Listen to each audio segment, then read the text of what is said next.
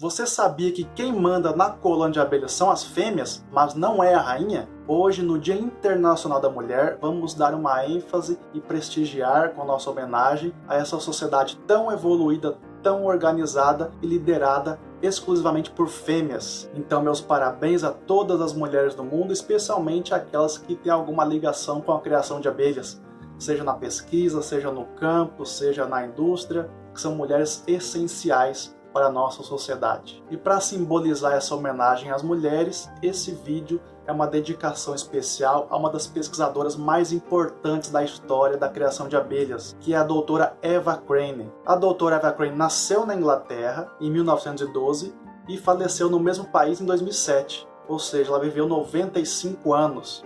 Eu dou a dica para vocês, não é de hoje, que quem trabalha com abelhas vive muito.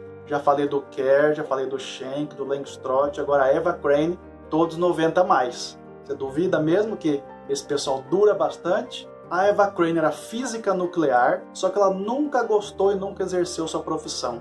Então ela largou a física e foi pesquisar as abelhas. Ela viajou por mais de 60 países estudando o comportamento, a biologia das abelhas. Ela publicou cerca de 180 artigos científicos na área de criação de abelhas.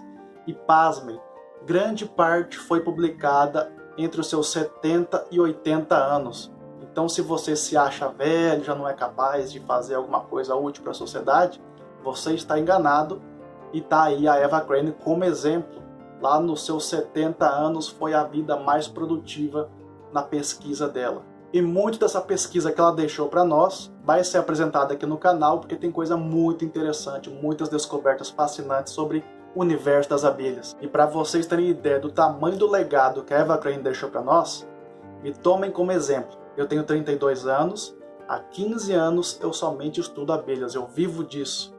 Fiz graduação, mestrado, doutorado na área de apicultura. E eu tenho aproximadamente 20 artigos científicos publicados. Ela tinha 180. Então, imagina o Pedro com 20, Eva Crane com 180. Então, o caminho para me tornar importante ainda vai muitos e muitos anos, muita dedicação para quem sabe chegar perto. Mas afinal de contas, como que é a organização social de uma colônia de abelhas? Aqui eu vou dar enfoque maior no caso da Apis mellifera, que é a abelha mais conhecida, mais criada no mundo, no qual nós temos uma rainha por colônia. Em raríssimas situações, por um curtíssimo período de tempo, pode ter mais de uma rainha na colônia, mas de forma geral, 99% do tempo você vai ver somente uma rainha na colônia. A quantidade de operárias é bastante variável, pode ter desde 20 mil a 100 mil, 120 mil indivíduos. Isso depende muito da forma que o apicultor faz o manejo na colônia.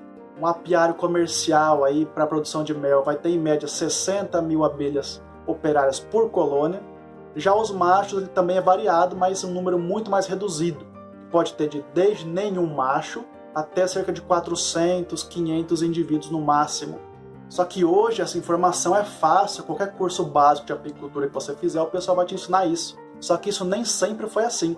Se você voltar 2.500 anos atrás, lá na Grécia Antiga, o pessoal da época tentava impor para a natureza o reflexo da sociedade humana. Então quem dominava, quem tomava o controle da sociedade naquele tempo eram os homens. Então, por consequência, na colônia de abelhas, quem deve fazer o comando e dar as ordens deve ser um rei.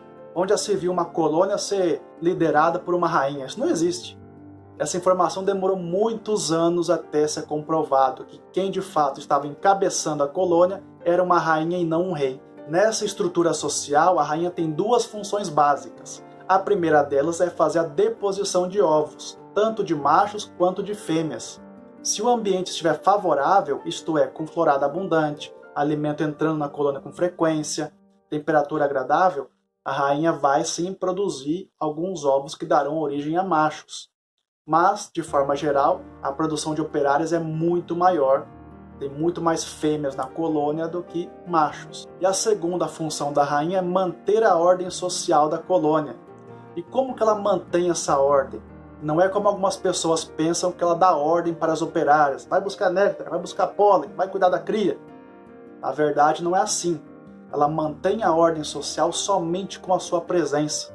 Então, se a rainha está saudável, sendo bem alimentada, colocando os ovos com a temperatura certinha na colônia, as operárias ficam mais tranquilas e dessa forma a ordem social é estabelecida. Eu costumo comparar essa realidade das abelhas quando a mãe tem um bebezinho de colo. Muitas vezes você tira o bebezinho de perto da mãe e ele começa a chorar sem um motivo aparente. Aí você devolve ele para a mãe, ele sente o cheiro da mãe, fica no calorzinho da mãe, ele fica calminho novamente. Com as abelhas é algo parecido. Se você vai lá e tira a rainha por algum motivo, a colônia fica sem rainha, as operárias ficam meio desorganizadas. Cadê nossa mãe? Cadê o cheiro dela? E começa a ter alguns conflitos internos, que essa parte é muito interessante. Então eu vou fazer um vídeo exclusivamente sobre esses conflitos quando não tem rainha na colônia, que é muito massa de você estudar. Já quando a rainha está presente, as operárias têm uma ordem, uma organização muito mais eficiente. E por fim, os machos, que são os zangões, eles não têm uma função de trabalho. A única função social deles é a reprodução. Então, quando tem fêmeas virgens no ambiente, eles saem da colônia para tentar acasalar.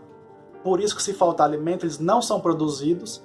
E se tiver zangão e a colônia está sem alimento, as operárias vão expulsar os zangões da colônia. Já que não trabalha, não ajuda em nada, também não atrapalha a gente, só dando despesa. E aqui que vem um ponto interessantíssimo.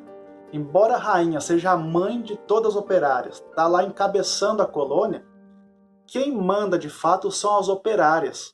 Prova disso é que se a rainha começa a ficar velha, começa a ter uma deposição de ovos menor do que deveria, as operárias falam, opa, já deu o seu tempo, se aposente por favor, que nós vamos fazer uma nova rainha para ficar liderando essa colônia.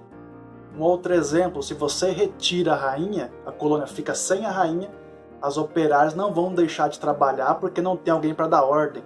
Ela não vai deixar de ir para o campo coletar alimento, não vai deixar de ir para o campo buscar resina para fazer a própolis, porque não é a rainha que manda.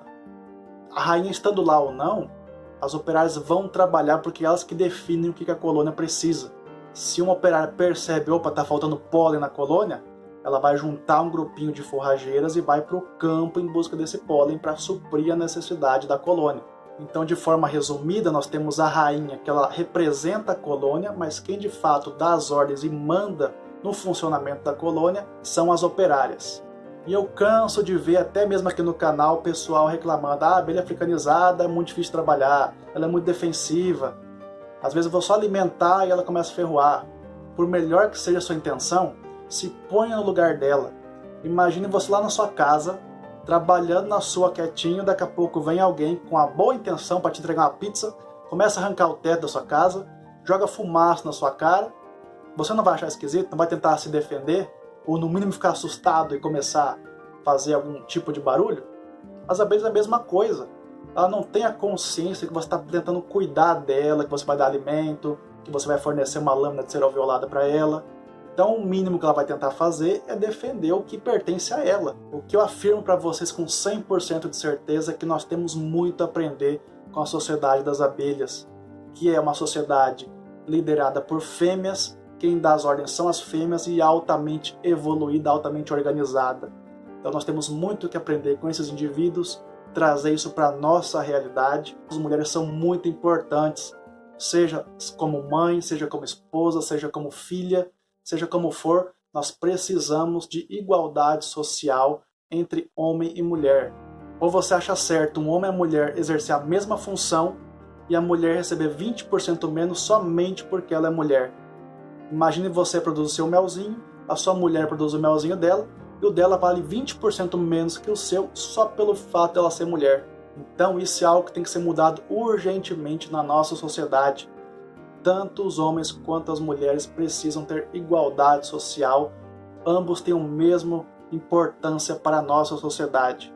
Então fica aqui uma grande homenagem para as mulheres, especialmente para minha mãe e para minha esposa. E se gostou do vídeo, deixa o like, se inscreve no canal e até a próxima. Tchau, tchau!